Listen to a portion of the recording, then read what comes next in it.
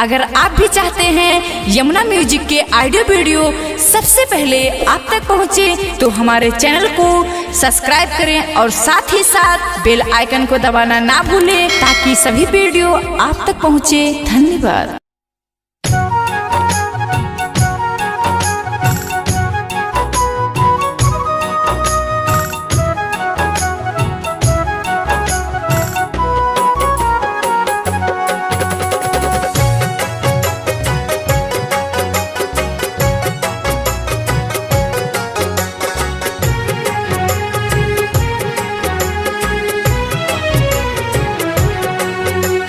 प्यार है ईश्वर, प्यार है पूजा, प्यार है किशन राधा।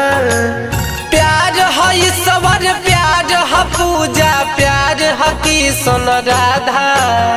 फैशन के कारण जी पर नाम घिनौना हो गई।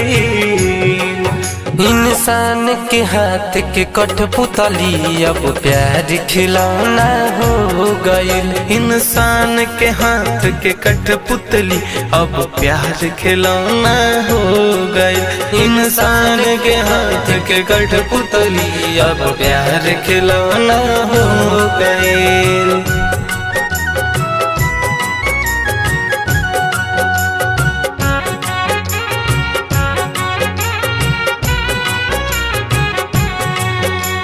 प्यार के नाम पहु खतावे गंदा गंदा काम हो।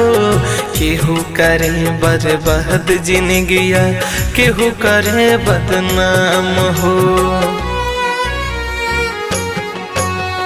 प्यार के नाम पे हो खतावे गंदा गंदा काम हो। केहू करे बर्बाद जिंदगिया, केहू करे बदनाम हो। हीर रांझा के कहानी इनके सामने बवना हो गई। हीर रांझा के कहानी इनका सामने बवना हो गई। इंसान के हाथ के कठपुतली अब प्यार खिलौना हो गई। इंसान के हाथ के कठपुतली अब प्यार खिलौना हो गई।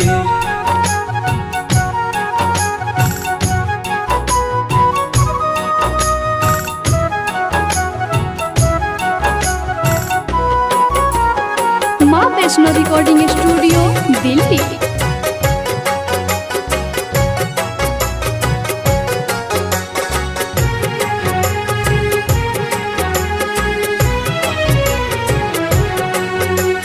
सात जन्म निभावे के वादा पल में जाला टूट हो।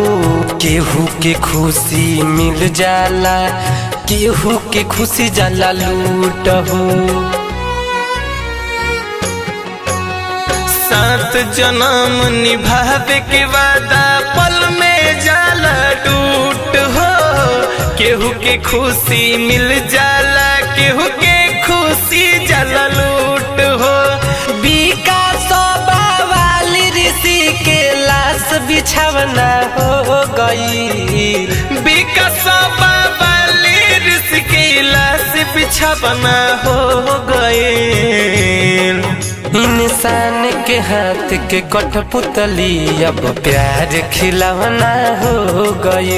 इंसान के हाथ के कठपुतली अब प्यार खिलौना हो गई। माँ वैष्णो रिकॉर्डिंग स्टूडियो, दिल्ली।